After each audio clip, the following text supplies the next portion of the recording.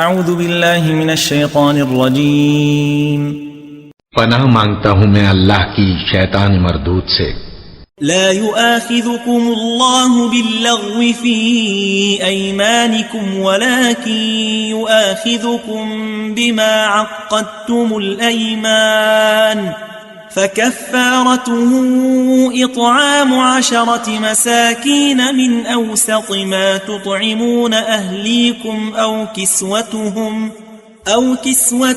أو تحرير رقبة فمن لم يجد فصيام 3 أيام ذلك كفارة أيمانكم إذا حلفتم واحفظوا أيمانكم كذلك يبين الله لكم آياته لعلكم تشكرون۔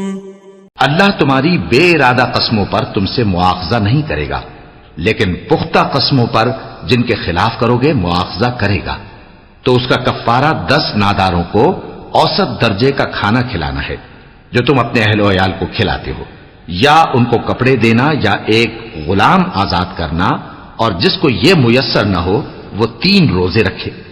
یہ تمہاری قسموں کا کفارہ ہے جب تم قسم کھا لو اور اسے توڑ دو، اور اپنی قسموں کی حفاظت کرو۔